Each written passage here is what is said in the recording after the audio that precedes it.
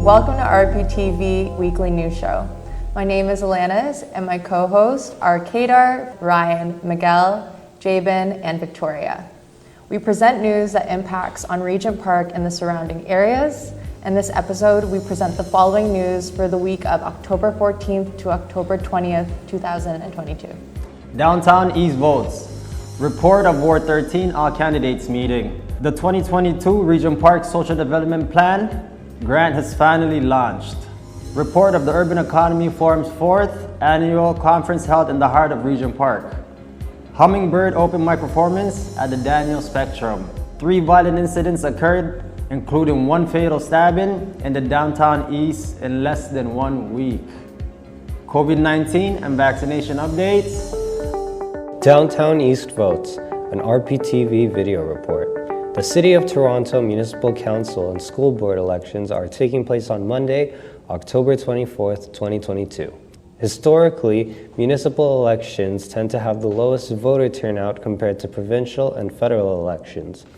According to the Association of Municipalities of Ontario, voter turnout was 38.3% in the 2018 municipal elections, the lowest since 1982. One reason for low turnout is that people don't realize that municipal governments have a lot of impact on their daily lives. Another reason is that residents don't know who their candidates are and what they stand for. The Community Civic Engagement Collaborative, CCEC, is a grassroots collective of agencies and residents in Regent Park, Moss Park, St. Jamestown, and Corktown neighborhoods working to increase civic engagement in elections and beyond in Toronto's downtown east through nonpartisan community organizing.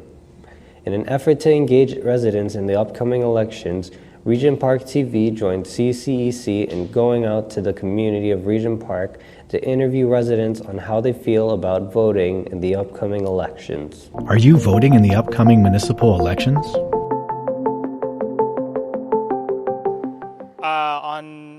On the municipal election on October 24th, yeah, I will be voting. Yes. I don't know. Oh yeah.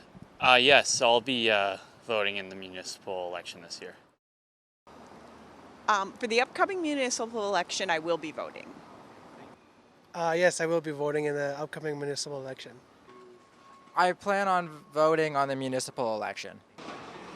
In the upcoming municipal election, I will be voting. Yeah. Probably, yeah.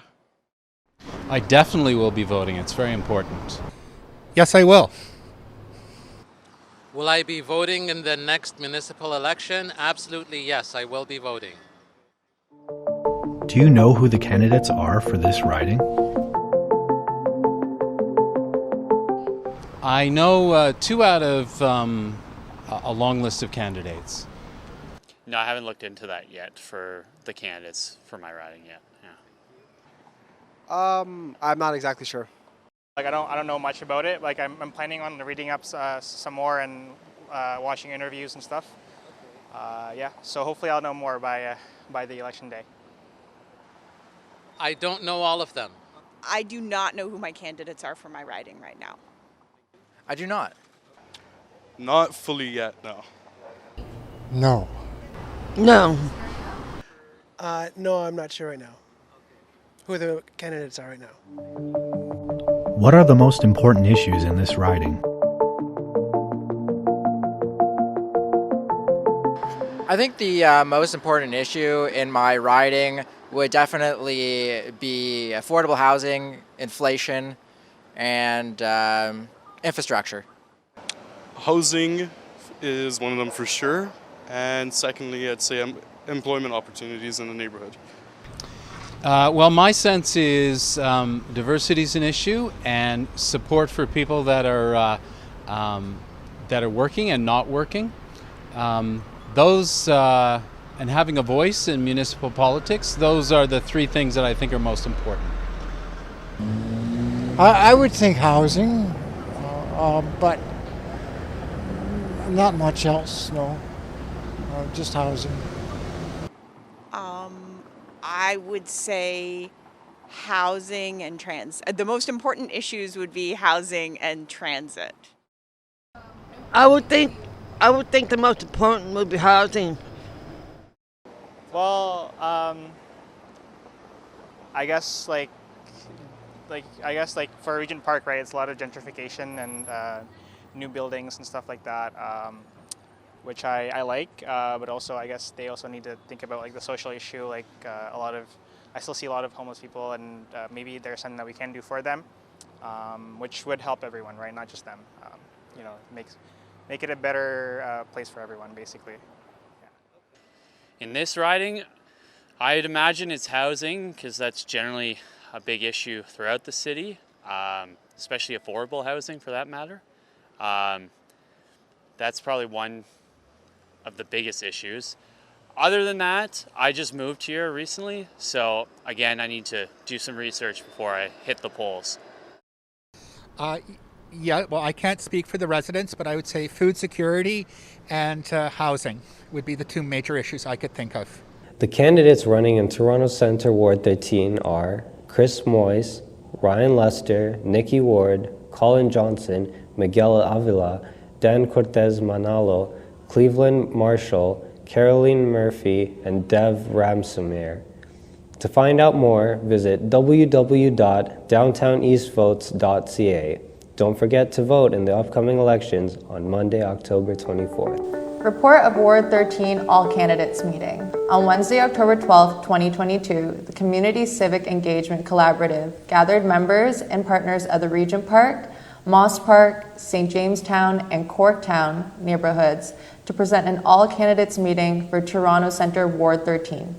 The aim of the Community Civic Engagement Collaborative is to encourage and increase civic engagement in voting in the downtown east neighborhoods. The event took place in Regent Park at the Daniel Spectrum Center in the CSI Lounge and featured the following candidates: Caroline Murphy, Chris Moyes, Colin Johnson, Dev Ramsamir, Miguel Avila Velarde, and Nikki Ward. The all candidates meeting was moderated by Moss Park Coalition representatives Kais Azad and Deepika Papnage, a member of the St. Jamestown Resident Council.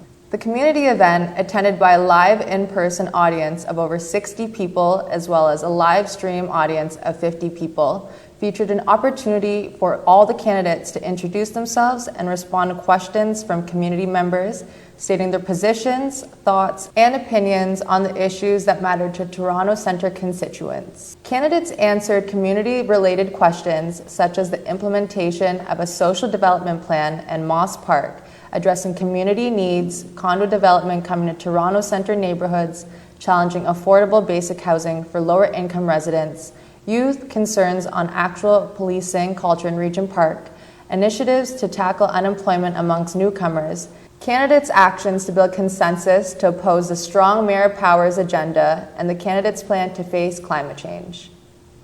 RPTV was there to provide technical support and report about the important civic event. I want to give a big shout out to all the organizers of tonight's event, to the nice people, the Regent Park TV. Thank you so much for all your technical work. I want to thank Denise and company and all the people on Zoom. I think we have 48 people on Zoom right now. So that's amazing. Thank you for coming tonight. Thank you for allowing us to express and answer your questions. These are really important questions as we are running to become elected on October the 24th. And you have an opportunity to affect that change. It's quite unusual. Usually it's the same old, the status quo. And most folks don't bother to come out and get informed. And so I applaud you for doing that. But make no mistake, this is a very important decision. Lives depend on who you choose to elect as your next city councillor. We haven't talked about the mental health and addiction crisis right now. That has to be on the agenda. We haven't talked about personal safety and accessibility. We haven't talked about the gridlock.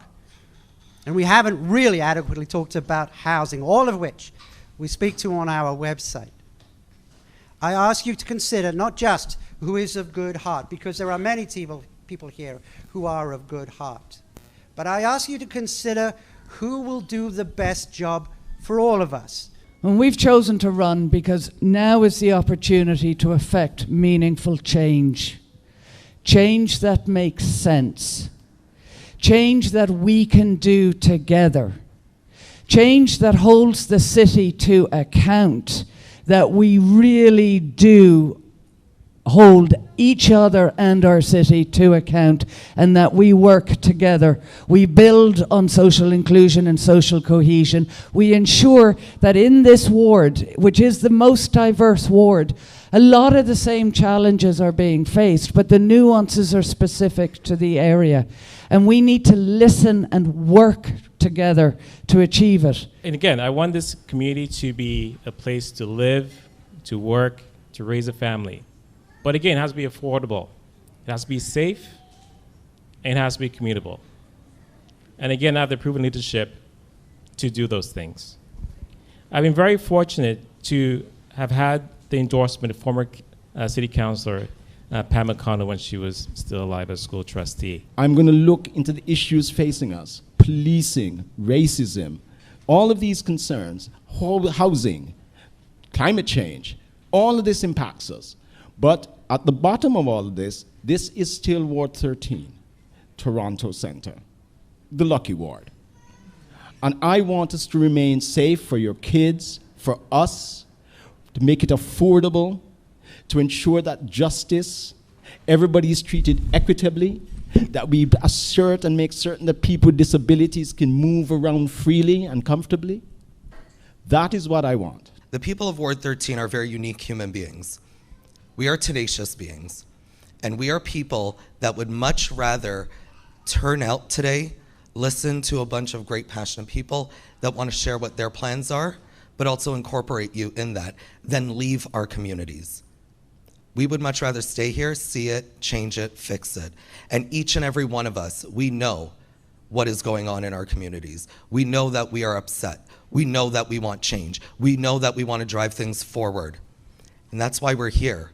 So what I will say is on the 24th, make the right decision for you. The decision that speaks to you, that speaks to your heart.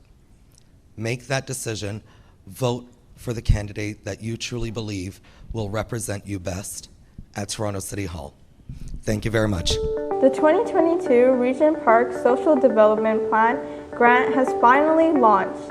The goal and purpose of the 2022 Regent Park Social Development Plan grant is to fund projects that work towards a healthy, vibrant community with a focus on social cohesion and inclusion. The 2022 Regent Park Social Development Plan grant will support initiatives that align with the goals of the 4 work groups of the Regent Park Social Development Plan. The work group goals are: number 1, Regent Park Safety Network. Create the reality and the positive image that Regent Park is a safe space for everyone. Number 2, Employment and Economic Development. Increase sustainable employment rates and entrepreneurial opportunities for residents.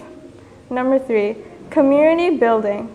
Create accessible informal and formal spaces, events, and groups that bring residents together by removing social and physical barriers.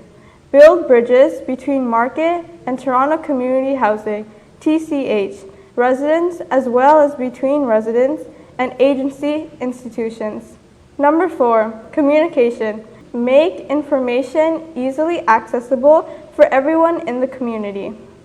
A total of $500,000 is available to support projects that align with these guidelines. Each applicant may apply for a maximum of $100,000. The next orientation session for the SDP grants are October 26 from 5 p.m. to 7 p.m. Applications are due on Monday, October 31st at 12 p.m. Visit this link for more information about eligibility and how to apply. You can contact daniela.castello@toronto.ca at 647-458-9465 and oleg.segan@toronto.ca at 416-932-9271 if you have any more questions. Report of the Urban Economy Forum's 4th Annual Conference held in the heart of Regent Park. On October 3rd and 4th, 2022, the Urban Economy Forum hosted its 4th annual hybrid conference in conjunction with the United Nations celebration of World Habitat Day. The event was held at the World Urban Pavilion in Regent Park, located at 660 Dundas Street East, Toronto. The Urban Economy Forum is an important venue for the financial institutions, economic organizations, urban practitioners, and stakeholders, city leaders, and academia to participate in an open dialogue on sustainable urban development with a focus on urban economy. The title of this year's forum was Sustainable Urban Finance. The event involved participation of government organizations at many levels of decision-making, including Office of Ministry of Finance, Ministry of Housing and Diversity and Inclusion, Canada Mortgage and Housing Corporation, Global Solutions of UN Habitat and other UN agencies, members of parliament, mayors and councillors, CEO of banks and financial institutions, presidents and academic members of universities, private sectors and NGOs, and community members from Canada and all over the world. The main themes of the UEF4 were cities, financial institutions, and sustainable urban finance, cities and climate financing, emerging financial models and technologies, innovative solution and sustainable urban development. The opening session of the Urban Economy Forum had messages from the Executive Director of the UN Habitat, Ms.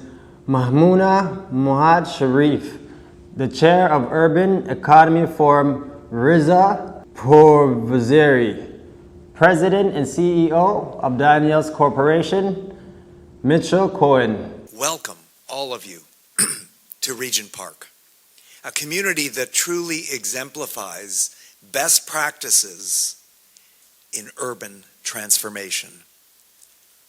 Excuse me. The community model, you may have seen it as you walked in. It's at the back of the room. It's a wonderful tool to help understand the scale of this 69-acre revitalization.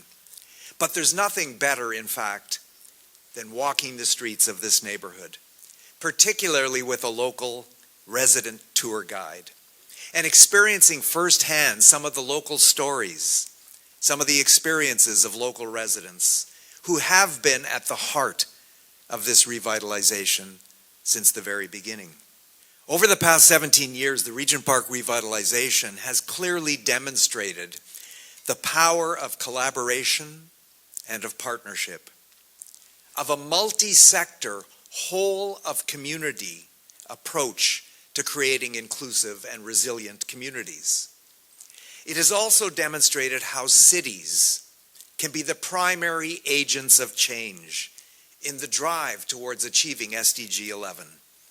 Cities can and must become the engines of sustainability, affordability, accessibility, and resilience.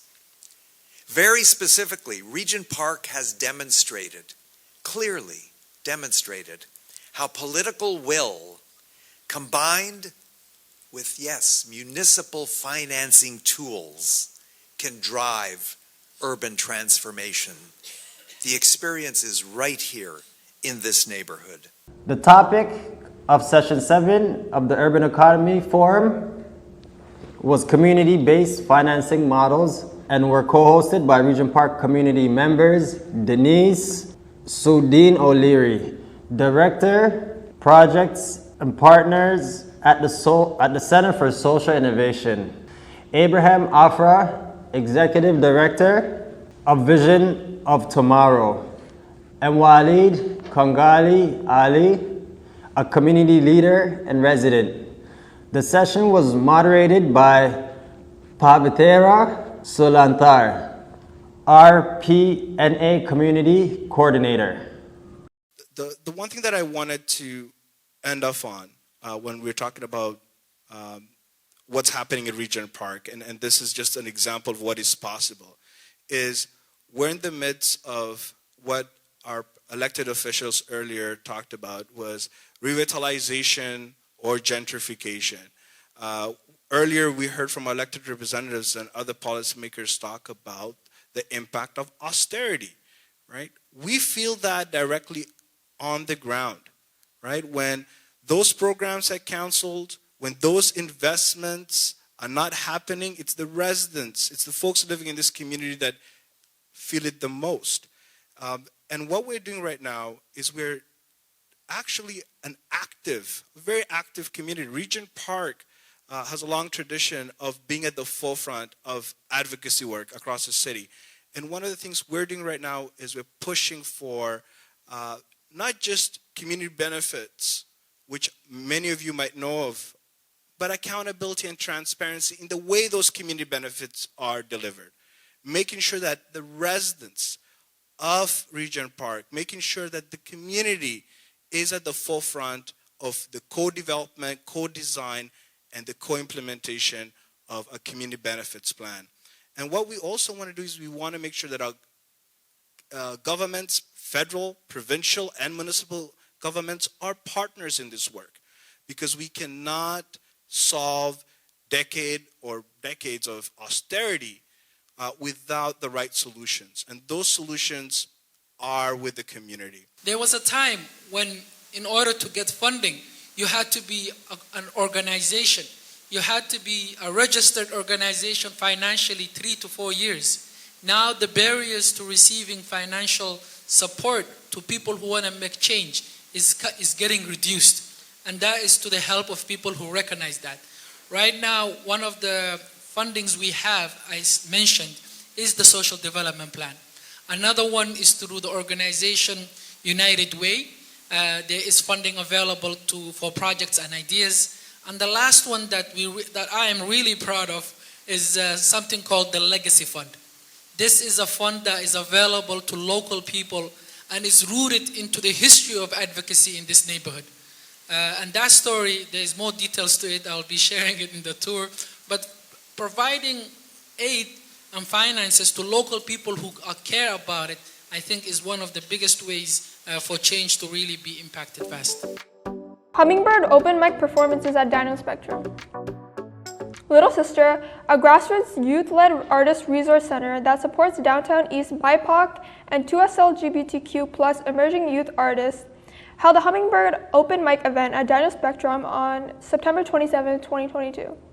Little Sister have been running community-focused open mics in Regent Park since 2015, hosting more than 40 open mics so far, from house to hip-hop, rap, jazz, pop, R&B, rock, poetry, and beyond. Artists even perform with a live band. All levels of experience and genres are welcome, especially if it's your first time. The event had free food, refreshments, and smiles. Their mission is to reduce barriers in the arts and entertainment industries for BIPOC plus 2S LGBTQ+ racialized youth artists by creating safer performance spaces. Let's hear what Little Sisters have to say. Hi Regent Park, we're Little Sis. I'm Inka Chiam, I'm Admins and Communication Coordinator. I'm Alma, I'm the Digital Media Coordinator. Hi, I'm Belu and I'm Workshop and Open Mic Lead Coordinator. And my name is Rhea and I'm also an Open Mic and Workshop Coordinator. Lil Sis is a grassroots community arts organization, and our work is aimed at providing BIPOC and 2S LGBTQ+ youth in the GTA with resources and performance opportunities to help bring down barriers for those artists when they're entering the industry.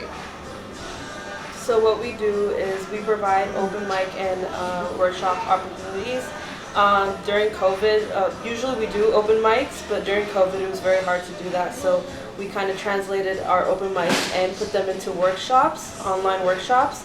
And through these workshops, we'd help upcoming artists and individuals that want to work on their artistry and help them succeed with different types of workshops that will help them in their career. We try to make sure that all the workshops and opportunities we provide have some sort of benefit to the artists. So for our online workshops, we were able to provide honorariums for the artists that came, just to make sure that the artists know that their work is treasured and that their work always has value regardless. And when we host open mics, we make sure to prioritize hiring BIPOC artists to do our house band, to work with us and to be our featured artists. Until somebody can call my independent I'm not just somebody blooming, so are my buds. Never too many peas in the pot. If one of us is eating, it's at least for the squad. Let go and build a future that will make our mamas proud. First we learn to love ourselves and then we spread it out. So on the last Tuesday of every month, we host an open mic. So the open mic is supported with a live band as well. And usually we'll have a BIPOC or an 2S LGBTQ plus guest artist that comes. So the artist will perform a couple of songs. The band will support artists that want to sing their own pieces. Artists can come and do spoken word, poetry, sing their own songs, sing covers of songs as well. And essentially it's just a safe space, and it allows artists to experiment on their work, to continue learning how to perform. And usually it's a great networking opportunity for everyone as well, just because all artists are able to talk to each other afterwards. A lot of people get each other's contact numbers. On our Instagram, we highlight every single artist, and we provide their social media as well, so everyone's able to follow each other and continue building their own artist network. And another thing that makes this open mic so special is that it's an all ages open mic. So welcome everybody of all ages and groups to join us and perform. We also have food as well as tickets for transportation.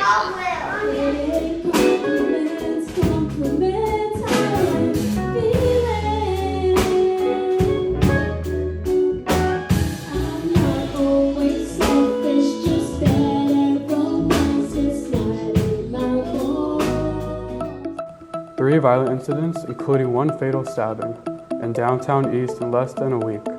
On October 6, a man has been seriously injured after being stabbed in an apartment building near Regent Park neighborhood. Toronto police say they were called to the building in the area of River Street and Gerrard Street East, just after 2 p.m. from a stabbing. When they arrived, officers located a man who has been stabbed. Toronto paramedics said they transported a man to a trauma center with serious but non-life-threatening injuries.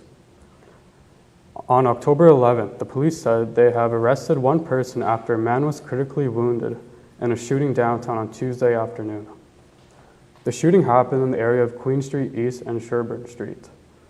Police were called to the area at 5:08 p.m. Police say they have recovered the firearm.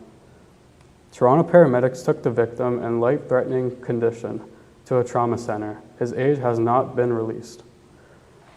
On October 12th, police arrested and charged the man in connection with the fatal stabbing report in Toronto's Allen Garden.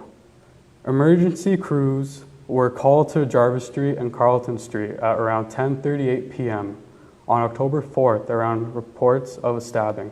Police said a group of people were hanging out at the park when another man walked up to them and stabbed the victim. When officers arrived, they provided first aid to the man. He died of his injuries in the hospital, officers said. The victim was identified as 46-year-old Tasfaya Casa.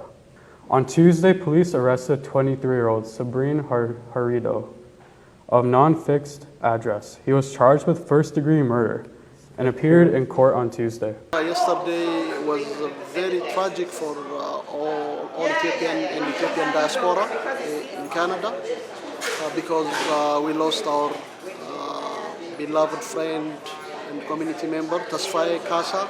We call him Tarzan as a nickname. And he was a father, and he was a very energetic and very kind-hearted man. And he was stabbed and killed in one of the parks in Toronto. And police didn't disclose the reason why he was killed and the motive. He is a very kind-hearted man. He is a community leader, and he was a voice for a community and for people who are suppressed and marginalized, because he understands what the black community has gone through, and he was very sympathizing, and supporting black communities in Toronto. So he was loved by all Ethiopians and by people who knows him and who loves him. COVID-19 and vaccination update. Update on the City of Toronto COVID-19 Shelter Transition and Relocation Plan. The City of Toronto took steps to support the well-being of people experiencing homelessness during the COVID-19 pandemic by opening temporary emergency shelter sites to ensure physical distancing was provided throughout the shelter system. The COVID-19 Shelter Transition and Relocation Plan, approved by City Council on April 6, 2022, recommended a thoughtful, phased approach to support a gradual transition out of temporary shelter sites, including the continued use of most sites where possible while the phased transition and relocation plan is implemented. Since the approval of the April report, 2 temporary locations were decommissioned, 195 Princess Boulevard and 1684 Queen Street East. The city has also purchased a property at 65 Dundas Street East, currently operating as a temporary shelter, and will transition the site into a combination of permanent, affordable, and supportive homes. The shelter program is undergoing a phased, gradual closure that began in September 2022, so that renovations can take place. The new affordable and supportive homes will be completed in phases 2023 and 2024. There are currently 25 temporary shelter sites open across the city. And now with vaccination and wellness clinics in the neighborhood. The Regent Park Vaccination Clinic is open on Saturdays from 9:30 a.m. to 12:30 p.m. at 40 Oak, the Fred Victor Building. The COVID vaccination clinic has been evolved to Vaccine Clinic 2.0 and is operational under the umbrella of RPCHC's Wellness Hubs. A wellness clinic is open on Saturdays from 10 a.m. to 4:30 p.m. and Tuesdays from 1:30 p.m. to 8 p.m. Visit The Corner, 200 Wellesley Street East to get your vaccines, cancer screening, mental health support, connect to an on-site intake worker, and more. There's also a COVID-19 vaccination clinic at the 519 on Wednesdays throughout the month of October from 3 p.m. to 6 p.m. And that was all for today's show. My name is Jabin, and my co-hosts are Victoria, Ryan, Kedar, Miguel, and Allanis. We also like to thank our team of researchers that contributed for this week's show, and from our studios and Focus Community Arts Center. Thanks for watching, and see you next week.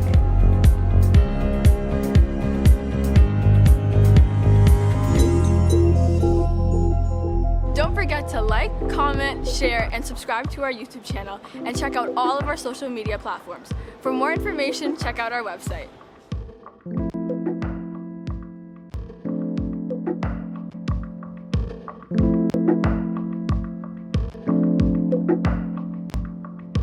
Thank you.